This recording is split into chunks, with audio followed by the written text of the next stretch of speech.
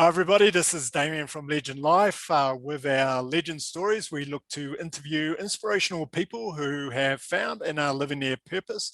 People who are out there making a difference in the world and trying to create a positive impact. Today, I have the pleasure of speaking with Kristin Sales, who is a social entrepreneur, community builder and connector. So how are you today, Kristin? I'm good, thank you. Thanks for having me. Awesome. So, well, let's get started, and then maybe you can give us a little bit of a background about yourself, and then how you started the journey to becoming a social entrepreneur. Okay. Wow, it's been a journey, that's for sure. So I've done a lot of different things in my life. I've actually studied anthropology at university, and I have a minor in botany and dance as well. And I originally started as pre-med when I was in high school. So I took a major shift. Um, when I was in anthropology and studying that, I did a lot of study abroad. I traveled a lot.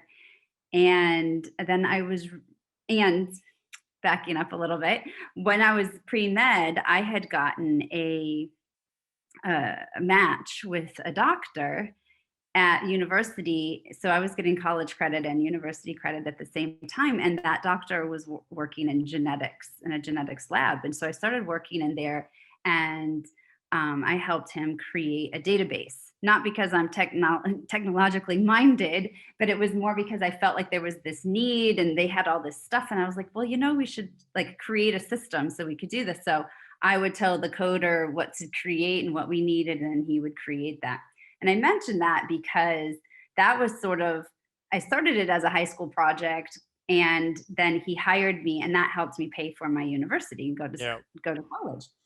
And then, even though I was the anthropology major and like that was really where my interest lied, I caught the attention of a big consulting firm, and they actively recruited me. They liked someone that could think in those different ways and that could kind of bridge that gap between the technology and the people. Yeah. And it was a pretty interesting, unique skill set that I had.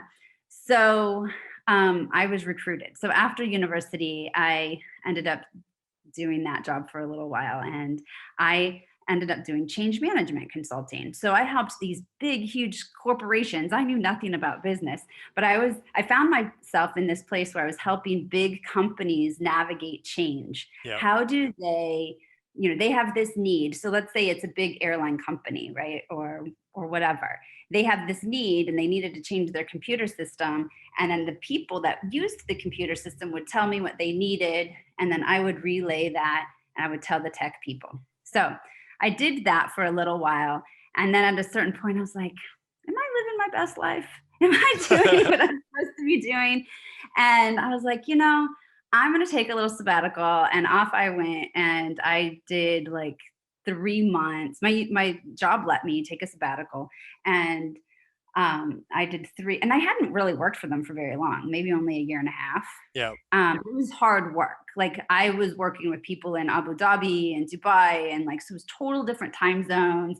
And then I was working with people in this time zone too. So I had to kind of be awake a lot.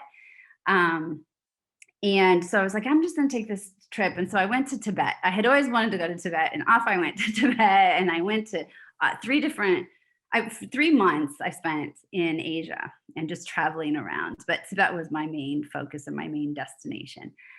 So when I came back from there, I was like, I've always wanted to pursue acting. It was something that I wasn't really supposed to do as a kid. Like I was a performer as a child, but my mom's like, it's not a job. You can't do that as a job. Yeah. Like, I'm going to do that as a job. So I did that. I worked as an actor, and that brought me to Los Angeles, which is where I currently am. And I did that for a while.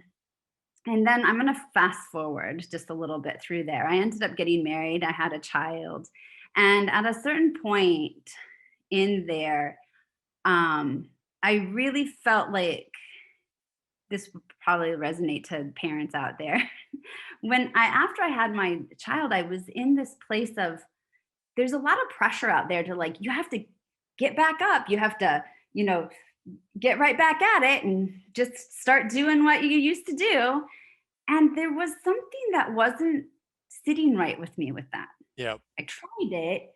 I tried doing that, but it didn't feel right. There was something that was wrong. And I also felt like I'm taking away from this little being, this little child that I just brought into this world. And I felt very torn. And I found myself in this place of like, struggle. And I didn't want to be there. And so finally, when I just let go of like, what did my old life look like, having to get back on it and like get your body back and get back and doing everything that you used to do. And I was like, and just let it all go. And I just focused on being a mom and being there for him. I was much happier and I was much more able to kind of be in that place. But at a certain time, I got to a place where I was like, I also need to be giving back. I felt like I wasn't contributing to society beyond this one child, even though that's a really great thing that Yeah. I'm really doing this for him and I'm doing this so that he can have his best life. And really, I really wanted to help him make sure that he felt emotionally stable, right? Because I really felt like babies, the more you can give them that stability at a younger age, like that's going to really be valuable throughout their life. So, but anyway, I started to get to this place of how can I give back? And I started small. I started in my own community. I started on my block. I would be out walking my baby in the stroller, in the carrier, walking my dogs, and I would hear people complaining. I would hear people say things about this or say things about that, or, oh, that neighbor, they never talk to me. And I was like, I can help with that. I'll figure that thing out. So they'd complain about something. I'd go home, research it. I'd text them, or when next time I saw them, I'm like, hey, you remember that thing that you had a problem with? Like, this is how you can solve it. Or these are a couple ideas of what you could do. Before I knew it, like I started creating this network and I started kind of connecting people.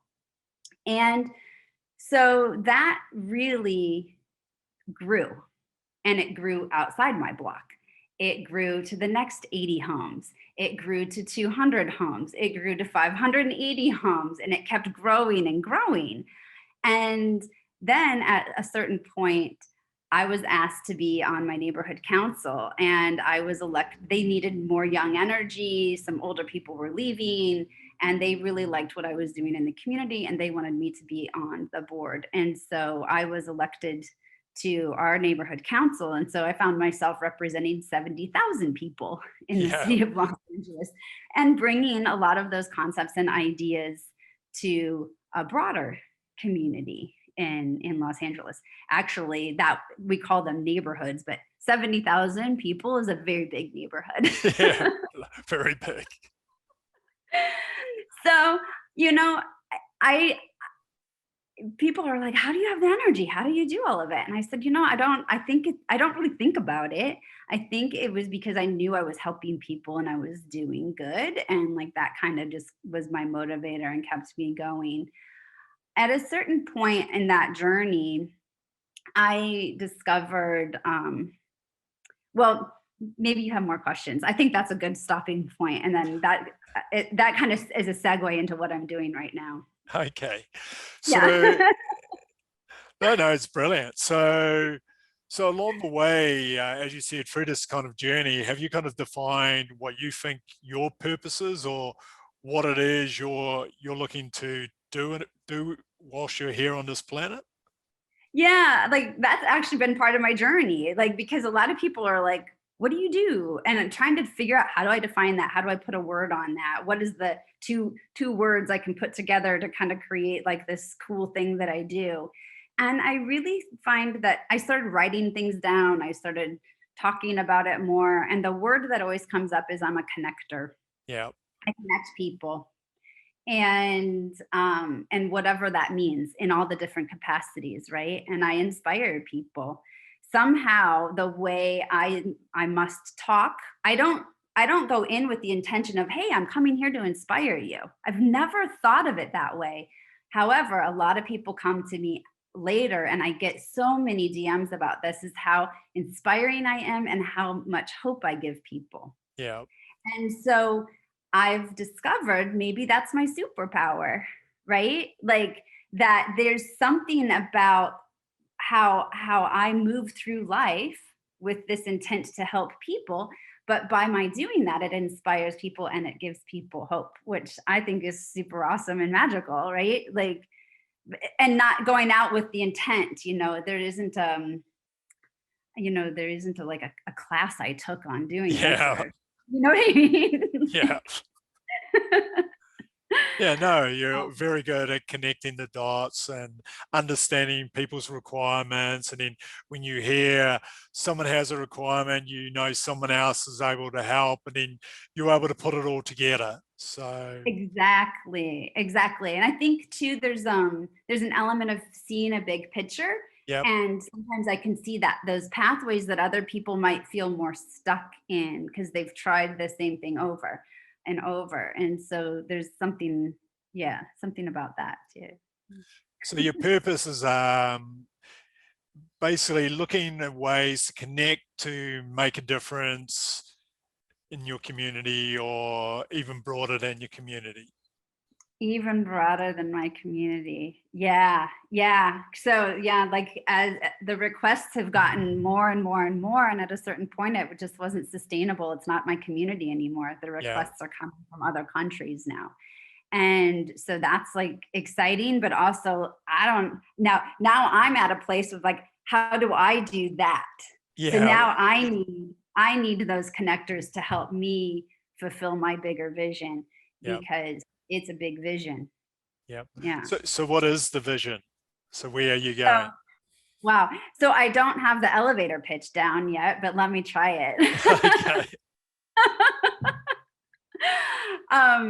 Brevity is not a skill set of mine. I like to talk. And so what I do is I connect people to one another and help build resiliency one block at a time. So I take a group of about 20 households, 20 neighbors that live next to one another, and I help them get to know one another.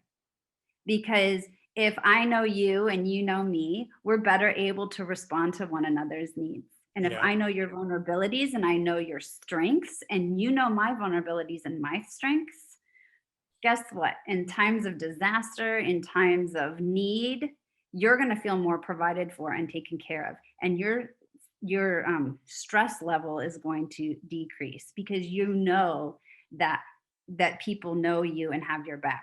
Yep. We've become a very disconnected society.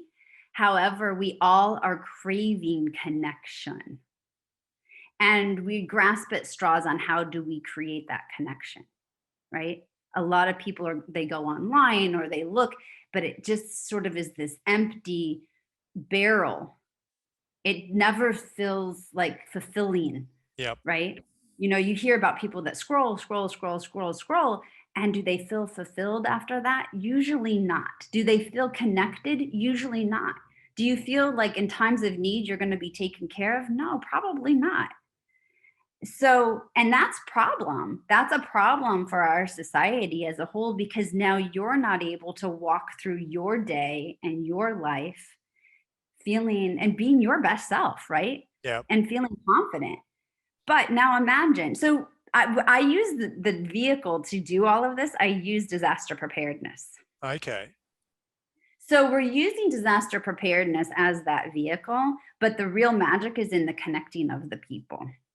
So disaster preparedness, we all have to do it, right? We never know when it's going to happen. And the way I kind of landed in this space is when I first moved to Los Angeles, everyone's like, you got to have an earthquake kit. Do you know what to do in an earthquake? And I was like, I don't know. I don't want to think about an earthquake. That just like, I don't want to think about it. But then next, there would be earthquake month or preparedness month or whatever. And here you'd be like bombarded with radio ads or billboards or social media ads, and people were trying to get you the checklist here and checklist there, trying to get you to prepare. And I was like, oh, that sounds so overwhelming. I don't want to do it, but I know I have to do it, right? And so I found this scientist that had been doing this for probably 30 years, a social scientist, and she had created a program where she's connecting people block by block. And so that's who I've partnered with, and that's who I work with. And we teach people how to respond to one another in that first hour after disaster, because that's Yeah. sort of your critical hour of recovery. And if you can button up all of your community and make sure everyone's provided for, making sure the properties are safe in that first hour after a disaster, you're going to be more resilient. And we're also going to be able to help the first responders get to the communities that actually have a greater need, Yeah. right? But if we're not connected, it's going to take longer for us to connect. We naturally will connect. We all do. Yeah. We all naturally will sort of start to come together. It might take a couple days, it might take multiple hours before you start coming together and helping one another. But if we knew each other beforehand, we're going to be able to respond quicker.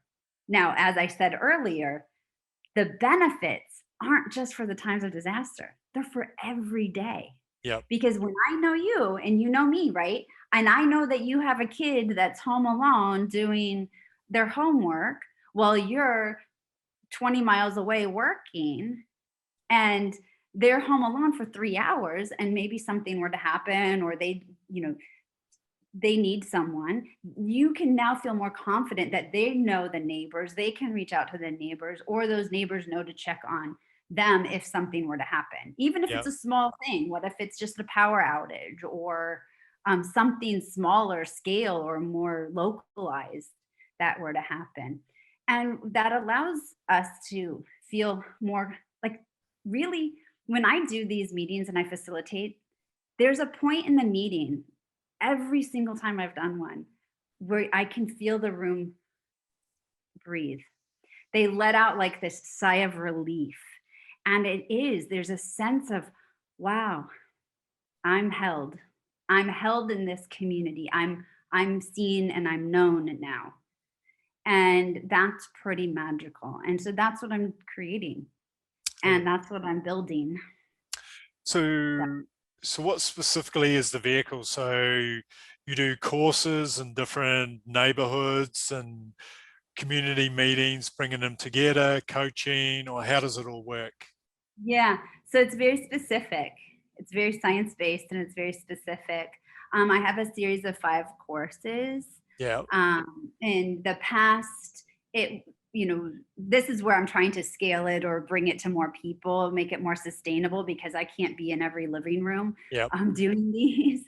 So this is how I'm going to try to make it more sustainable. But the old model would be, someone would come to me and say, I want to do this on my block. Maybe I would come to them, or I would have a video that would play in their living room, and it would guide them through the process and the steps. It would literally, it's a pause and play kind of style video where it would say, okay, now you need to talk about who lives in this home. Now you need to talk about what skill sets you have. Now you need to do this. And you tell them why they need to know that. And so now it'll be more of like a learning module, like an online learning module course. Mm-hmm. And it's awesome. A series of 5 that's designed to be taken about 6 to 9 months apart each course, so that it gives them time to get to know one another, like really let some of that sink in. And as they're going through each of the courses, they're going to talk about it on their dog walks or whatever when they're about, and then more people will start to participate in them. And then as you go through the different courses, there's also practices and drills that are incorporated in them as well. Yeah. Okay. And then of course there will be apps and gamification too coming on, like down the road. No, brilliant. Yeah. So obviously this has been quite a journey. So so what are some of the challenges and obstacles you've faced along that journey? Wow. Well, so I can tell you about a really recent obstacle that I'm having is that it's hard. I don't know business, right? I don't understand the business world and the language that business uses. And I'm trying to learn all of those words. And I find some people are more receptive to you not knowing those words. And some people in the business world are very much like, no, they only know their words and that's about it. Yeah. And that has been an interesting challenge for me. Financial projections, things like this, very complicated for me. I was like, what, you just sort of like guess, like when you don't know what it's going to be, like how do you do that? Like that's been a Yeah. challenge for me. And when you don't have the financial resources, it's been a challenge for me to really kind of create that team Yeah. to get behind me and help. And it's also like another really big challenge with COVID is normally I'm out in the public and talking to people and they can feel my passion and they just instantly want to help, Yeah. which is great. And so that all went away during COVID. So unfortunately, like the timing of it was just slightly off. Yeah. Yeah. So I would say those are probably my biggest challenges currently.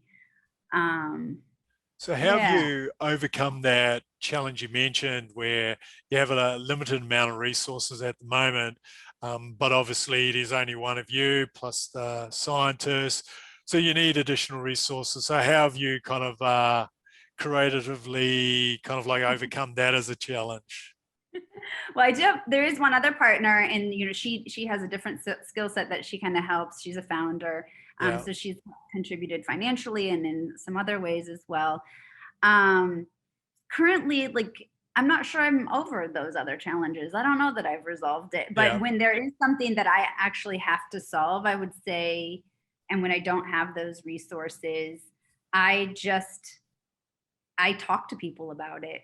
I'm very open with it and I talk to people. And then I think, I don't know if it's because I've always been a connector, but people then want to help me and connect with me. So I am getting, like, even just last night, I was talking to someone and he's like, I want to help you. And I know someone that can do this. And I'm going to Yeah. talk to someone else that can do this. And so they're wanting to. And then it just sort of like spirals that way.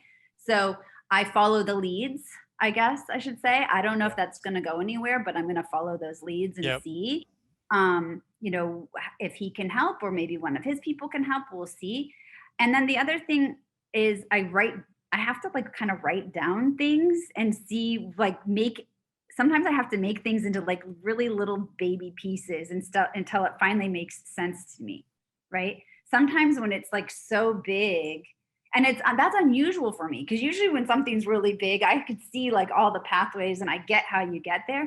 Right now with this, for some reason, there's certain things that I'm just like, I don't see the pathway. But if I write down the things and Yeah. then I keep filtering it, then I'm like, I've gotten to a thing that I do know how to do, or I do know what this is. And I start there as sort of a building block. Yeah. But, I also like sometimes like that's overwhelming, to kind of tackle that. But I feel like it's really rewarding when I do, and I can kind of get over that hurdle. Some of it's a mental hurdle Yeah. that you're trying to like, I can do this, I can get over that hurdle. So Yeah. how do you keep that passion going? Like, as you said, like you're facing lots of roadblocks, challenges. So how do you keep the momentum going? That's a really good question because probably just even a week ago, I was like, I'm going to just fold. I've been trying to do this for so many years and it's not been taking off, or it's like two steps forward, how many back? I forget Yeah. the song, but it's like, um, I, there's usually someone that'll call me, or I'll get a text, or there's someone that's interested, or there will be something else that pulls me back in. Yeah. And I don't know, like maybe it's the universe is telling me it's not quite time for you to fold yet.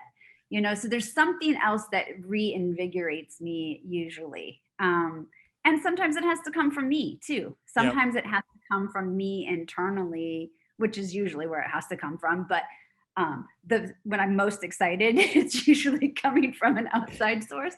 Yeah. But for me, it really has to come from inside and like, why am I doing this?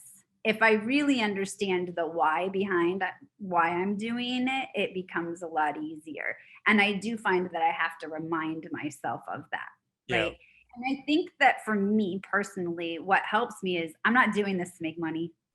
I honestly, I don't even know, like, is it going to make money? I don't even know. Like, that's probably really bad. And I probably should never tell a business person that, but like, I think it will because like just everyone's going to want to do it. So like, I don't know, but like, that's not why I'm doing it. Yeah. I do it because I know it's going to help people. And I ultimately know that it's going to save lives. And I've actually, I know already that it's saved a life kind of from a roundabout way. One of the meetings that I did, this woman held a meeting in her block, and she said, she connected the neighbors to one another, and it was about, I forget, a month, 2 months, a little bit of time after the meeting where the neighbors all came together, and one of the neighbors needed a transplant. And it turns out one of the other neighbors was a match, Yeah. or one of their relatives was a match or something. So life was literally saved from one of my meetings. And I didn't conduct that neighborhood meeting. She had just come and seen me do a presentation, and then she got the materials to go, because that's how it's really designed. That person will then take it to their block, and they do it on their own block. Yeah. So her just hearing me talk inspired her to have the meeting with her neighbors. She got the materials from me and went and did it, and a life was saved. Yeah. That's worth it, right? So I think if I stay in that place of why am I doing this, like that really kind of pulls me out of like, this is overwhelming, I don't know what I'm doing right now. But there have been a lot of those moments, and a lot of those like, do I want to be an entrepreneur? Do I want to be in business? Like, I'm not a business person, Yeah. Yeah, like no one's gonna look at me and be like, oh, she's a CEO, look at her. I'm the kind of girl that walks down the street with like, long flowy things on, and like I don't look like a CEO, if there's such a thing of like what a CEO looks like anymore. But maybe that's part of rewriting that story. Yep. Maybe that's part of rewriting that story of like, what does that look like? How do we create our lives? How do we find purpose and then kind of like move through life that way? Yeah. No, You're right. Like there is no atypical CEO anymore, because there's so many different facets of being an entrepreneur, so many different businesses and opportunities. Everyone's got to bring their own kind of like little self to it, and create, your identity, not worried about what other people's identity is all about. So what's your definition of success? Oh, wow. That's a good question. Um, I've really been pondering with this and playing with this. I've been practicing joy lately. And I've really been kind of sitting in that place of not joy being manufactured, not like, oh, I feel down and I'm going to squash my feeling down, or me being sad right now because in favor of joy. Not that, not the whole like, I know you hear everyone squashing the good vibes, thing. It's not that. It's there's a consciousness behind practicing joy. And what I mean by that is, um, I accept and acknowledge and work through all those parts of me, right? All of those parts that are sad or lonely or angry or happy or joyful. And I've found that I've actually, through life, there've been a lot of my life where I've actually squashed joy. I've actually been there have been times where I had to like make myself feel smaller because it wasn't appropriate to feel joy in that moment. It wasn't appropriate to spin circles and do whatever, however it is that we're feeling. And so I've really kind of been playing with that idea. And I think that the more I can really practice joy and feeling joy and knowing what that means to me, that feels really successful to me. And I also feel like just also understanding all my parts and accepting all my parts too. Like there's a lot of success in that, right? Like if the more I know me and my internal systems and how they all work together, and how I can articulate that out into the world, and how I can articulate what I'm needing and what I'm willing to give, and also be able to receive that back, that's super successful too. Yep. And I find that that's how I'm measuring my success. It's probably not a very typical answer. But that's how I measure it. Yeah. I don't know. Does that make sense? No, it does. I mean, a lot of the time, I think people measure success by something outside of themselves, but really it is about what it means to you personally. I think Yeah, it's a lot better measure of success, because otherwise you're just comparing to everyone else, and that doesn't possibly actually mean success to you. So you really have to identify personally what it means to you, and then you'll know you've actually got it, because if you just use yeah, society's measures, that's society's measures, but maybe that's not even relevant to you. So like in your case, I'm successful entrepreneur because I made X amount of money, but it's clearly that's not your driver. Like your driver is maybe success would be, I actually ended up helping 70,000 communities, and out of those communities I saved 10 100,000 people, or I managed to make a whole lot of people happy because suddenly they realized they had neighbors. So, because a lot of people in big cities, like for both of us live in where I very live. big cities, yeah, Yeah. like, so most people don't even interact with each other. They kind of like stay apart. So, suddenly you don't feel alone in a big city because now you've got this actual extended network of people. And, a person perhaps was depressed one day and then feeling really really down, and could have even been going to the point of being suicidal, and then but now he's inside of a community of people who say hi, hello, and that could actually help that person, so without us even Yeah. really knowing. So I think your definition of success is pretty relevant. Yeah. And I think that too, like for me, there's an element of like, I don't really need to know. I just know. Yeah, I don't need to know the numbers, but I know I'm touching people's lives, right? And I've since moved away from that community where all of this sort of started. Um, but they still feel like I live there. yeah, And it's really funny, like, if I pass through or I'm visiting, they're like, "Oh, hey, hi." Like, they still all know me and, like, it's as if I still live there. I've created a really strong sense of community amongst them, which is yeah, really, like, kind of amazing, and they're still carrying on. And they're always like, "Well, what are we gonna do when you leave?" I said, "It's not about me. It was never about me.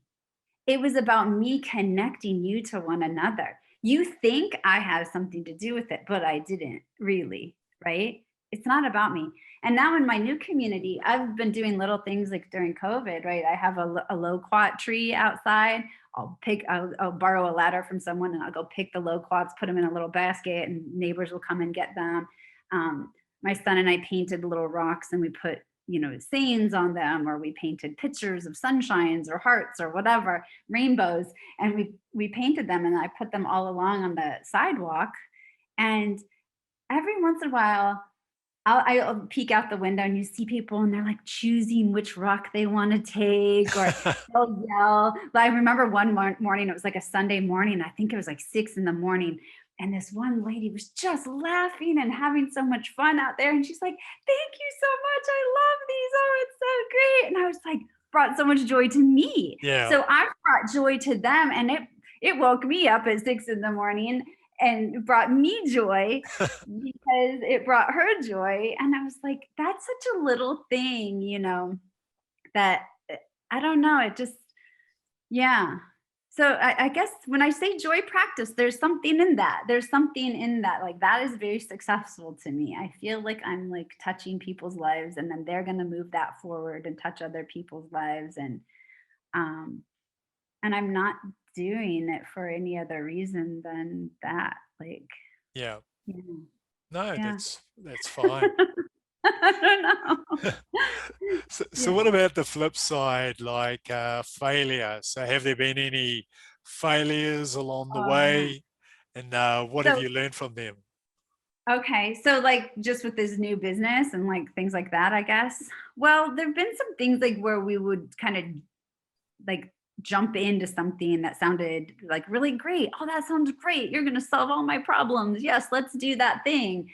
And then pretty soon you're in it and you're like down this rabbit hole and you're like, oh, wait, this isn't really the right thing. So there's been a lot of like sort of missteps like that. There have been some engagements with different municipalities where there have been some missteps on how contracts have been handled and how things have been misinterpreted or overgiving on my part. So there've been a lot of, like, I would say there've been a lot of failures. How do you go past them? I think you just have to say, like, this was a really good learning, like, this was a good lesson, and try to learn from it and move forward and trying to not make that mistake again. Yeah. Like, that's the best answer I have for that. I try not to get too down on it, but it is a bummer, right? Like, Yeah. there is a bummer, like, well, I'm still digging us out of, like, one thing that happened years and years ago before I was even, like, I wasn't in charge, right? Yeah. But I'm still trying to kind of like dig us out of a little bit of a misstep there, but it's solvable. Things there's a way to solve things, Yeah. and so I think that the more you can stay in that place of, it's solvable, and if it's not immediately figure outable, is that a word? And then you just it might not be a word. It's going to be a word now. Figure Okay. outable. Then just keep funneling it down until you get to that little place that is, Yeah. and then go back up, right? Yeah. And so I've had to do that a lot, and it's really been pushing me, like, it's been pushing me, and then I pull back. Like, there's definitely been this thing of like, wait, I like, this is a growth expansion, right? And so sometimes when you're in that place of growth and you're stepping into that place, sometimes you have to come back into a place of like learning and knowledge, educate yourself. Sometimes you fall back into fear, like, Yeah. I can't do this. And then sometimes you fall all the way back into like this comfort zone of like, I just want to be comfy.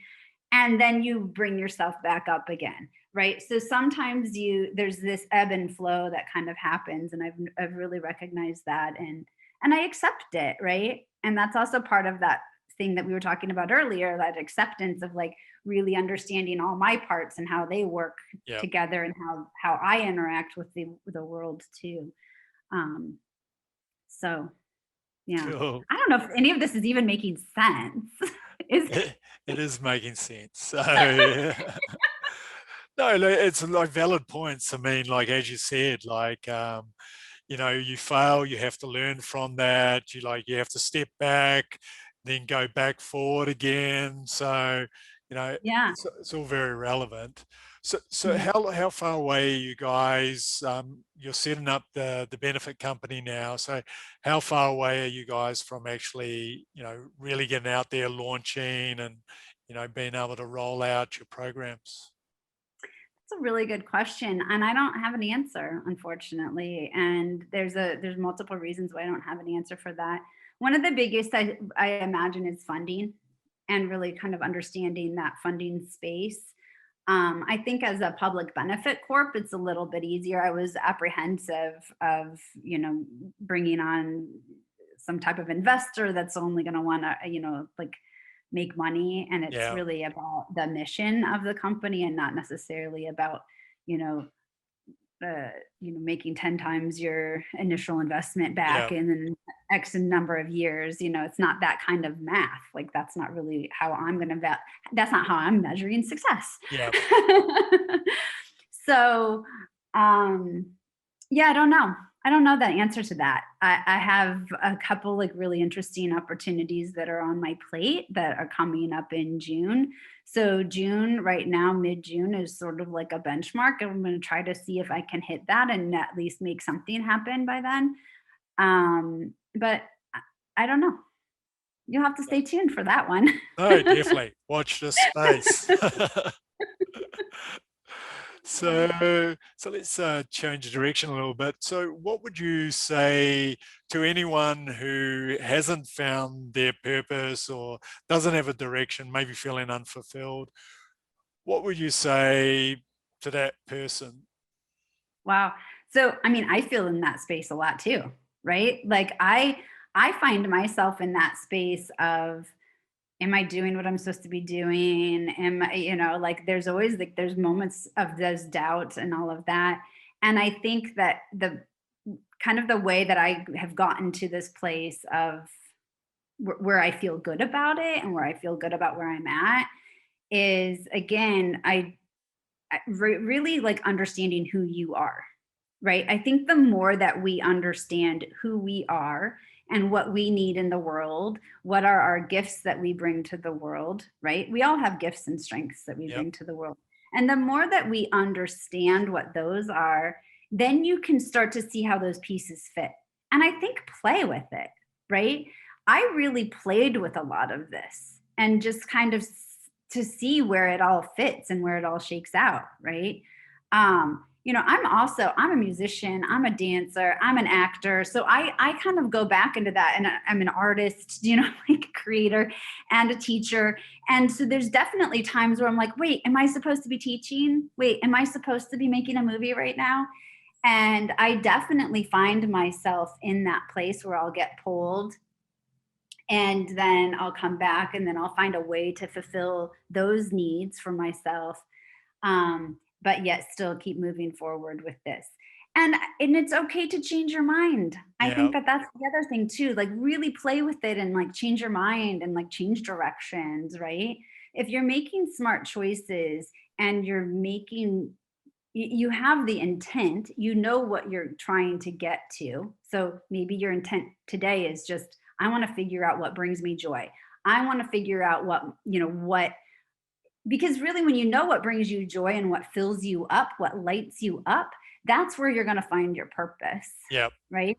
Because if you sat there and you were like, okay, someone gives you an option of, do you want to go do this or do you want to do this? And when you say this one out loud, you're like, and you say this one out loud and you're like, ooh, that one sounds exciting. Yeah. Follow that lead, and then do the next. And it doesn't have to be real life. You could do it in real life. I love to do it in real life because that's more exciting for me. But you could do it on paper, right? Like, you could just start writing it down and like just really kind of playing with that idea of which one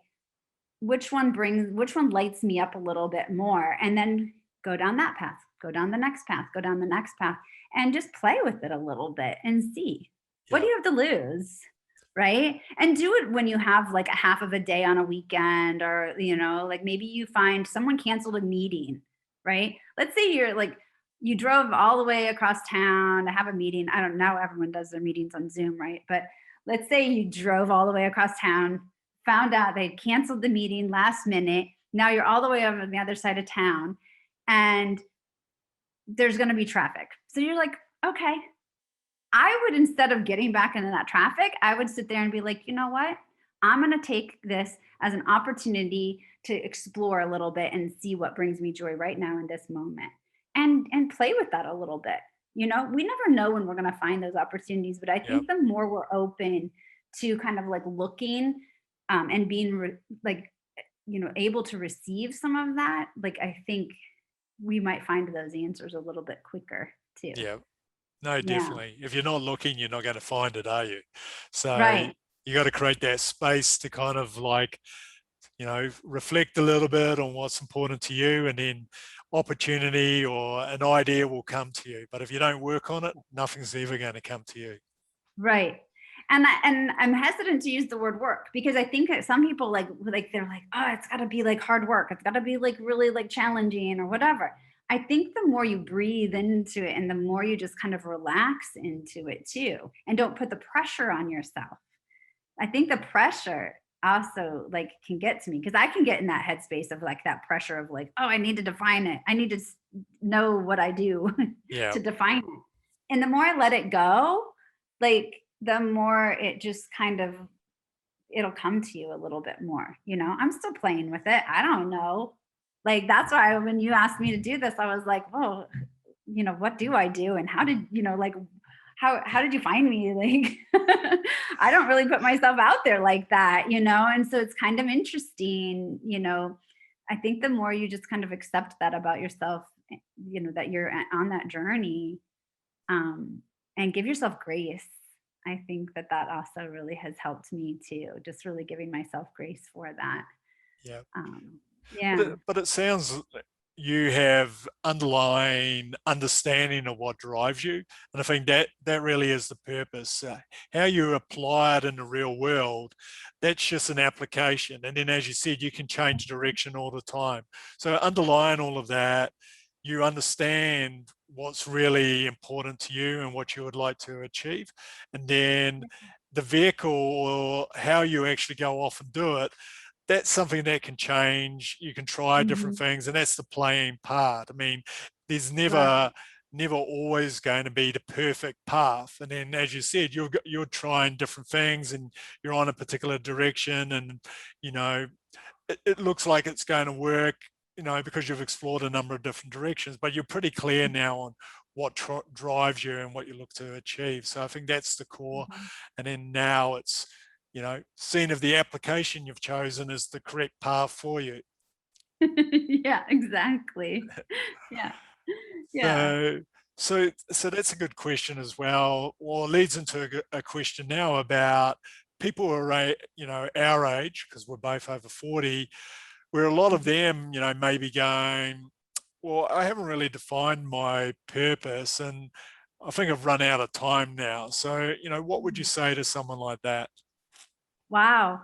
Gosh, I mean, what is time, right? Like you have people that are even younger. I was actually just listening to this very brief interview of this young musician. I think he's in his 20s, and he even said that he was creating music, and he had this idea like, okay, I'm going to create my music, and then once I make my money, then I'm going to like do good for society. I'm going to open these community centers or whatever it was that he was going to do.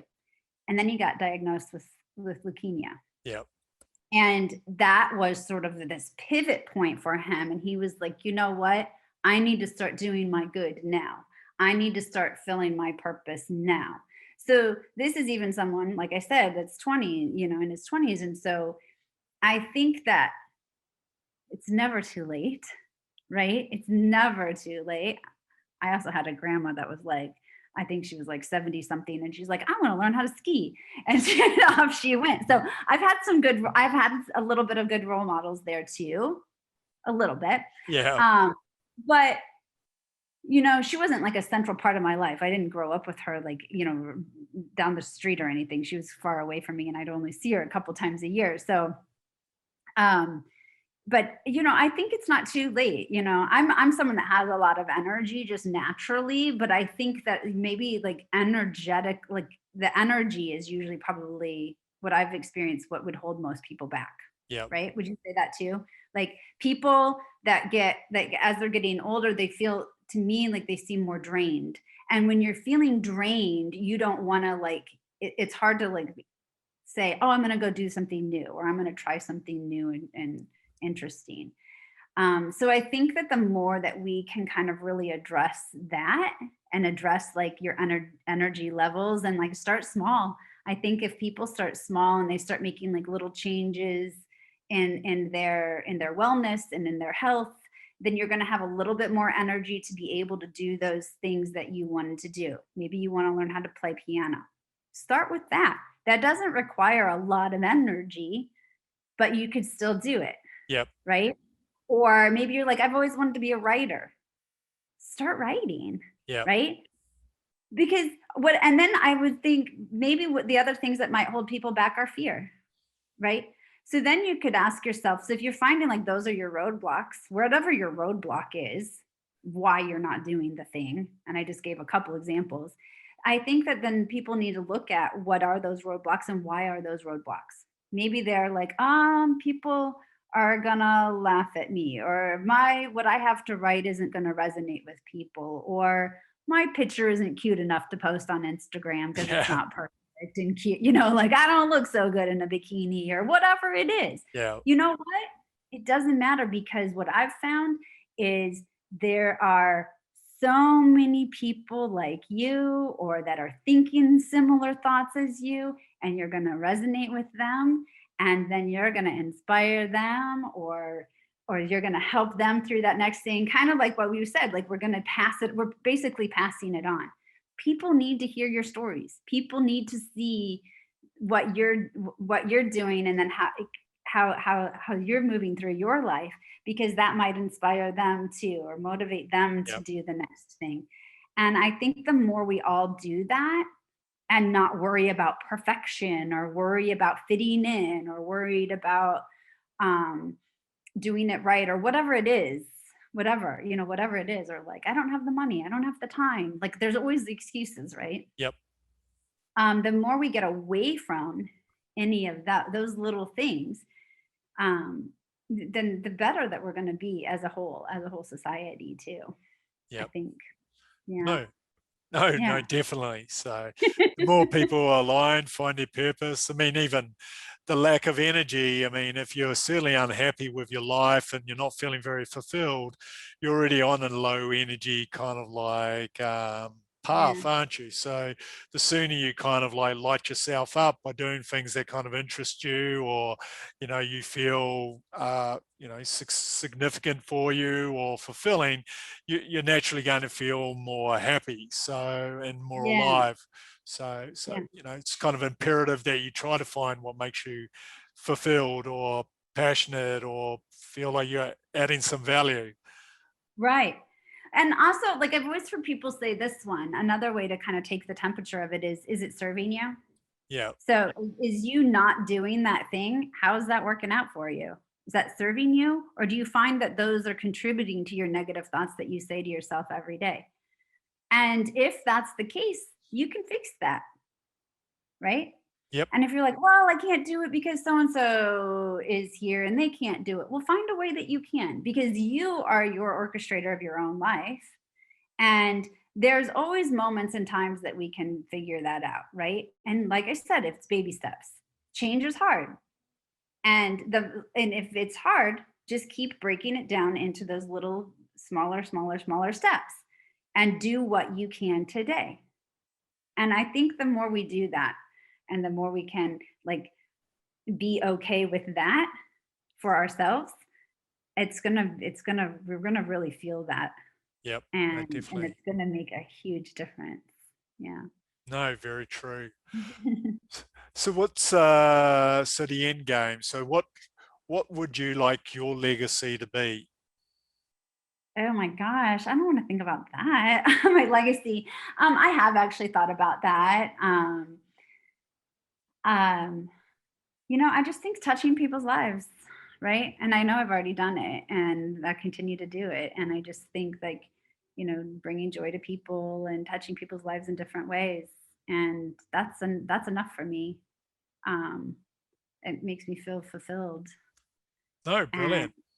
yeah, like, I didn't stay in my house holed up. I didn't, like, I wasn't like a little snail, like, Yeah. that was hiding from the world. And I had there's we probably all grew up with this a little bit, right? Where there's like, oh, you can't say that thing, or oh, you can't do that thing, where you kind of shrink a Yeah. little bit. And the more we can get into that place of, I'm going to take up some space, I'm going to be me. You might not like it, but that's not my problem that you don't like it. Yeah.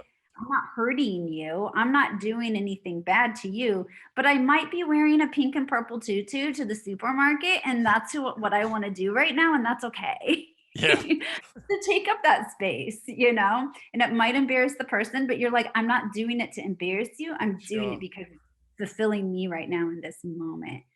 And I hope you all, like, love that tutu analogy. That vision. um so yeah, I think I have to remind myself of that sometimes. I have to remind myself of, like, it's okay to be me. Yep. It's okay to kind of um explore what that means to be me too, right? And I think just knowing that's a pretty good legacy, right? I No, figured that out. definitely. Yeah, I No, figured that most. out, and pass it on to my child, right, Yep. too. Like, I can, so I think that's it. Like, I think that's it. Like, touching people's lives in a meaningful way. In a Yep. meaningful Yeah. No, brilliant. Yeah. So what's your definition of a legendary life or your best life? Ooh. living my best life or my legendary life. I mean, gosh, I guess I'm kind of living it. So it's kind of like flattered when you said like legend life. I was like, I guess I'm kind of living it. Like, I don't own an airplane and I'm not jumping in private airplanes every weekend and going up, going places or whatever. But I don't know, like I feel pretty blessed to be doing the things that I do, Yeah. and um so I don't know how you define that. Maybe you're better at defining that. Like, what does that mean? I guess it's just following my joy, following what lights me up. I guess I feel like I'm saying the same thing. Um, yeah, I don't know. Yeah. Like, No, yeah, not like, afraid to try new things. I'm not like a super thrill seeker or anything like that. Like I'm not someone that's like, I have to do this, this, and this. I'm not like a list checker necessarily, but I'm definitely more like, ooh, that sounds fun. Or, oh, that thing is like really interesting to me. I like things that are a little bit different. I like things that are intriguing. Um, and I guess it's legendary to go do that instead of say like, oh, I wonder what that would have been like. And instead I can say like, oh, I did that. Oh, I've been there. Oh, I talked to that person. That's kind of cool, you know? Um, yeah, I don't know. I'm not sure how to answer that. yeah, Maybe I no, did. no, you did, because you basically said that well, the end game is that you don't want to feel that you live without any regrets. So every day is kind of like a bit of an adventure. You are able to be spontaneous and then have the experiences that are relevant to you, Yeah. as opposed to wishing or wondering what it would be like because you've actually gone off and done it. So Yeah. Yeah, that's a good way of putting it. And I mean, I'm a little bit different. Like I don't know who your listeners are, but I'm very free spirited. So I'm definitely more of that person that would just take off and wander. And that probably doesn't resonate with everyone, nor should it, because we're not all the same. yeah, So some people, you need to plan it and like do things like that. I have some friends that are like, they love to plan things in advance because then they have that thing to look forward to. yeah, So that's also like a really, like another way to kind of live through life as well, right? You could yeah, say like, I've always wanted to see the aurora borealis. So they schedule, I'm going to figure out when I can go see the aurora borealis and where I can go see that. And then they plan that thing. That's pretty cool, yeah, you know? Um, and so they might not collect as many like random weird things, not that they're weird, but like random things that I do in my day, or like follow all the different, some people might feel like it's chaotic or scattery. To me, it doesn't feel like that. Um, but that doesn't resonate for some people, yeah. right? Yeah. No, you're basically living true to who you are. So it's back to your early point about identifying what's relevant to you, who you are, and then living Yeah. according to that. So, Yeah. Yeah. so Yeah. And so what your viewers they'll figure that out. Once they figure that out, then that path is going to be more clear. yeah, Yeah. no, Mhm. definitely. So to Yeah. close out, what are 3 life lessons you've learned in life that you think are of value and you'd like to share with others? 3 life lessons that I've learned. Well, one is I think really foster your relationships and really making sure like that um you're showing up with and really understanding what you have to offer and to give to that relationship. I think a lot of people kind of approach life and relationships as a more surface level, and they don't really explore that on a conscious level. Yep, And so I think that that's been something, um, like really entering and exiting relationships consciously. um, that's definitely been a life lesson for me. And more life lessons. What else? What else? I think probably, and I'm still working on this one, but I think that this is a good life lesson, is don't really worry so much about what other people think, right? And it's more about how you interact with those people and really staying in your own lane. yep. and the way how they think shouldn't interfere with that, right? So I think that that's one. I think that's different enough from the other one. And I think another really good life lesson that that I'm really grateful for that I've had is that I really understand my emotional IQ, right? That I really have this understanding of all of my parts, and really know how that works in the world. And so I Yep. think that that's a really good lesson to learn how to do that. We're not taught that. We weren't taught that when we were younger.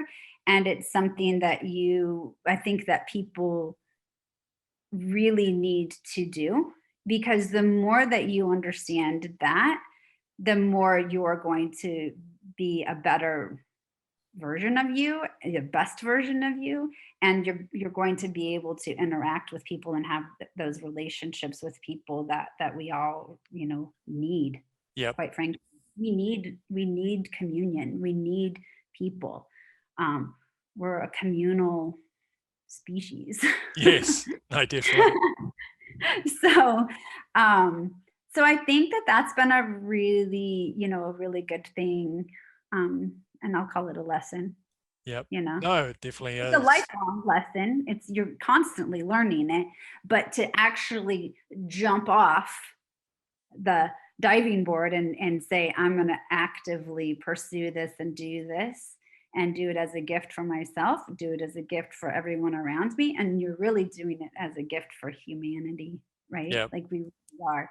Because the more we heal ourselves and the more we really understand that, the more we all collectively are going to start to do that too. Yep. No, brilliant. Yeah. Well, Kristin, it's been a pleasure speaking to you. I'm Yes, sure people listening in will definitely have got a lot of value out of this. So how can people find you online? Oh, wow. I don't know. You probably know better. You found me. I guess, is Instagram like a good way to find me? Yeah. Yeah. And your Yeah. website, you have a little website that kind of Yeah. I mean, I haven't really looked at that for a minute, but I probably should look at that and do some stuff with it. But I do have a website. I don't even know what the URL is. I think it's my name. yes, it .com. is. Yes. Yes. And KristinSales.com. Yeah, yeah. no, I'll add all of that as well. Oh, yeah. Okay. Yeah. You link all of it. I also have a travel Instagram as well. People could find me on that one, Wander with Kristin. And yeah, those are probably easy. I'm on Clubhouse. If any of your listeners are on Clubhouse, they can find me on there. And I think I'm at Kristin Sales on that one too. Let me check. Let me see what I'm I don't know what my handle is. Yeah, that's it. And yeah, that's probably Awesome. the best. Yeah. No, brilliant. Well, thanks again. It's been great talking to you. Yeah, you too. Thank you.